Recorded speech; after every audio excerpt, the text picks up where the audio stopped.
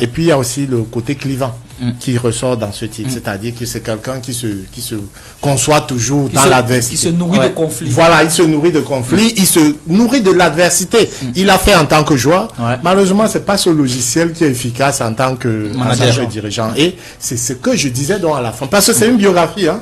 Je raconte de personnages comme sans prétention, personne ne l'a fait, y compris ceux qui passent le temps à brailler. Voilà. À lui tresser des courants de l'Ouest, puisque j'ai fait une enquête de terrain. Je suis allé en Vorgada, je suis allé à Newbel. À l'époque, j'étais en odeur de sainteté avec sa famille. La seule personne que j'ai évité de voir, c'est lui-même, parce que c'est un personnage envoûtant et en sorcelant. Moi, j'ai pas voulu te faire envoûter. Voilà, j'ai pas voulu me faire envoûter. J'ai voulu garder cette liberté de ton qui est la mienne aujourd'hui. Mais François, oui, vas-y. Donc, je disais justement, et à la fin, qu'il fallait se méfier de ce côté clivant, messianique du personnage, qui risquait de ne pas appliquer les règles minimales de management moderne et qui risquerait de s'enfermer dans un ego qui, on le voit là, finalement perdu.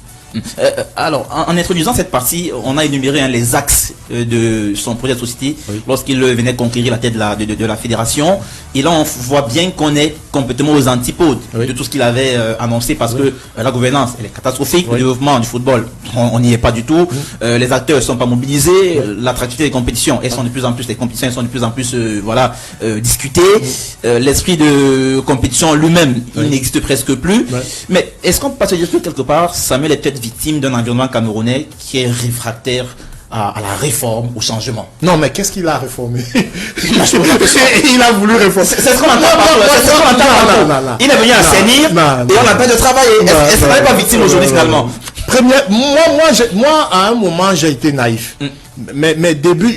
Et là, tu confesses? Oui, je confesse. Parce que j'ai écrit ce livre en disant, voilà Samuel tel que je l'ai étudié.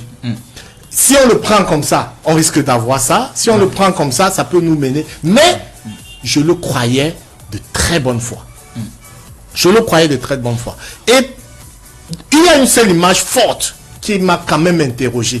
Quand j'ai vu celui qui le sert aujourd'hui de directeur, de responsable de protocole, je ne sais pas comment le Etienne Tamon. C'est quelqu'un que je connaissais assez bien. C'était l'appel le laquais des présidents de la fédération. Voilà, mais c'est aussi l'homme des coups tordus. Certains estiment que c'était aussi à but de détournement, parce que à l'époque de Seido, il y a eu un audit à 16 millions. Sauf que cette fois-ci pour Samuel, c'était un audit à 89 millions. Et donc on n'a jamais eu les résultats.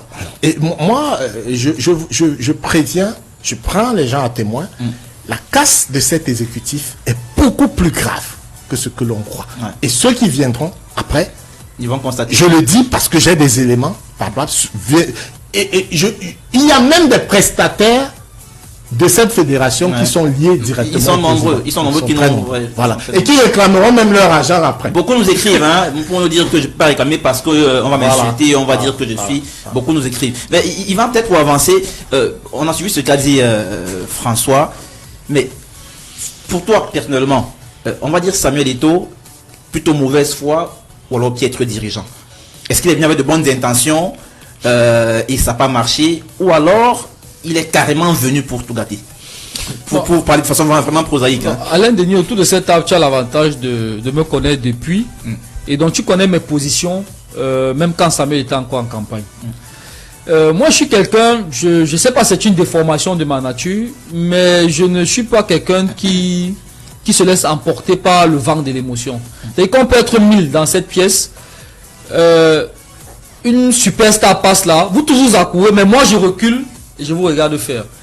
Et donc moi je faisais partie de ces personnes qui étaient sceptiques, parce que j'estimais que Samuel, de ce qu'il nous avait démontré lorsqu'il était encore sur les terrains de football, et contrairement à ce que certains peuvent penser, on en avait déjà eu les prémices de ses qualités humaines en tant que manager. Parce que quand vous êtes capitaine d'une équipe nationale, vous n'êtes pas différent d'un manager, parce que vous êtes le relais. Il a fait tellement de casses, il a eu tellement de conflits avec les gens pendant qu'il était joueur, que personne ne voulait coller son image à sa candidature à la tête de la fédération. C'est Jérémy qui a pris sur lui, en tant que patron des footballeurs, de fédérer les footballeurs autour de la candidature de Samuel. Mais regardez ce qu'il en a fait aujourd'hui. Et moi, je suis très content parce que moi, j'ai vu ça venir longtemps avant. Et donc, ceux qui estiment aujourd'hui qu'on nous paye pour pouvoir dire ça, autant mieux dire qu'on nous a payé bien avant, d'avoir vu très tôt ce qui allait se passer, allait se passer plus tard. Et donc, ceux qui ont cru, qui ont l'humilité aujourd'hui de reconnaître qu'ils se sont trompés, bah tant mieux. Tant mieux. Marius, peut-être un mot aussi sur ces 3 ans et demi de mandat avec ce tissu footballistique camerounais qui est de plus en plus déchiré. On a encore à l'écran là hein, les axes principaux du projet de société de Samuel. Et là, on est clairement à l'opposé de tout ce qui a été promis. Et tu en es l'exemple concret, vivant à travers le domaine de l'arbitrage. Ouais, moi je veux plutôt m'accentuer sur le développement du football parce que c'est un peu là-bas où je suis un peu. D'ailleurs, Franck Capia a disparu. Hein, je suis un peu, non, il n'est plus là, on l'a chassé. Je l'ai repéré sur un commentaire sur Facebook il y a 2 jours. Non, on l'a chassé. On l'a chassé. On l'a chassé, il n'est plus là. Okay. Ça a été fait de façon discrète, mais il n'est plus là. Okay. Bon, moi je veux m'attarder sur le deuxième chantier parce que c'est là où moi je me sens plus concerné. Ouais. Il a dit mettre l'accent sur le football jeune. Nous savons là où le football jeune est, dans l'obscurité totale. Il organise un tournoi national du U17, du 15, quand on fait la sélection nationale. Ceux qui ont pris part au tournoi national fédéral, personne. On ne voit même pas 5 joueurs qui ont pris part au tournoi national du U17. Les joueurs viennent des tournois comme la Easter Cup, le challenge Jérémy Ditap. Ça prouve que même le championnat qu'ils organisent au niveau, il faut pas confiance au niveau national. Ouais, tu peux remettre un peu à l'écran, Dixon. Ouais. Dans le championnat eux-mêmes, ils ne font pas confiance à leur championnat. Le championnat jeune qui a perdu en autorité, qui est une faiblesse notoire. Le deuxième point, réformer le football professionnel. Ouais. Quand Samuel arrive, il trouve qu'il y a un marché central de clubs. C'est-à-dire, on a plus de 40 clubs. Il faut faire plaisir à tel ami, il faut faire plaisir à tel ami. On s'est retrouvé avec 20 clubs, 30 clubs. Je pense qu'on a fait un championnat zonal pour essayer de satisfaire tout le monde. Aujourd'hui, la saison dernière, nous on était à une poule de 10, une poule de 9. Aujourd'hui, une poule de 16. Ça montre clairement peut-être qu'il est en train la vision que Franck Appiah avait au début de jouer un championnat d'élite avec 14-12 clubs. Je pense qu'il se dirige vers là. Pour moi, c'est l'une des satisfactions peut-être de ce comité exécutif d'avoir un championnat d'élite l'année prochaine qui sera à 14 clubs. Mais jusque-là, l'élite tout est toujours en train de se jouer avec un championnat de sous-poules de, je pense, de 7 ou de 8. Ouais. Valoriser le potentiel du football féminin. Le football féminin, ça tue quoi. Il a plutôt perdu en réalité. En réalité, donc, maintenant c'est devenu fade. Avant, les joueurs percevaient, les joueuses percevaient 50 000 de la Guinée Super League, 50 000 de la FECAFOOT. Aujourd'hui, on ne perçoivent que 50 000 de la Guinée Super League. Si tu peux remettre encore le tableau de bord. Donc, le championnat régional féminin. Le championnat régional féminin qui est comme je ne veux même pas faire de commentaires. Relancer le football amateur. Le football amateur, c'est le championnat départemental. Le championnat régional.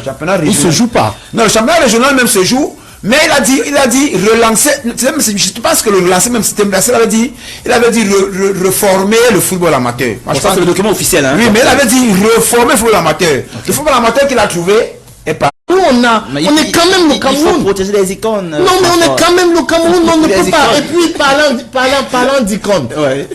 Et ils vont parler tout à l'heure de la capacité de manipulation de ce personnage qui est en homme. Il est séducteur et manipulateur. Ça, au moins, il faut le lui reconnaître.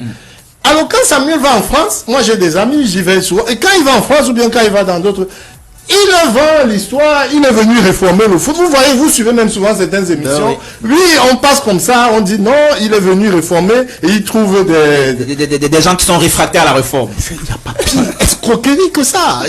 Je lui dis, vous ne pouvez pas mentir comme ça à mon dos. Et que ces gens-là, je sais qu'ils suivent ces foot. Qu'ils prennent la peine quand ils veulent parler, quand ils veulent organiser une émission sur le football camerounais, mais qu'ils prennent la peine de se documenter et d'avoir de bonnes informations pour pouvoir poser de bonnes questions à Samuel Eto'o. Sinon, ils rendent un très mauvais service au Cameroun. Parfois, c'est des émissions un peu organisées aussi. Hein. Oui. On sait comment ça se passe. D'accord. C'est préparé en fait. Et Alain Denis, j'ai un vrai problème avec la horde d'influenceurs et des analphabètes de football, du football qui peuplent l'espace, qui nous enfument, ils ne comprennent strictement il y a même des gens qui arrivent, te disent docteur, je sais pas trop quoi, d'université, machin truc, il vient, il rentre, son problème c'est de pouvoir dire qu'il est proche de Samuel Eto'o, il débite des salades à longueur de journée, mais on ne peut plus accepter, il faut des médias comme C'est Foot doivent être renforcés. C'est pour ça que moi je suis venu aussi ici aujourd'hui, parce que c'est un média que je suis, c'est un média qui d'ailleurs qui est plébiscité, hein. Alors, parce qu'il faut pas s'en tenir c'est pas rien. oui. Il faut pas s'en tenir à la horde de personnes de carré qui chahutent tous les jours. Voilà.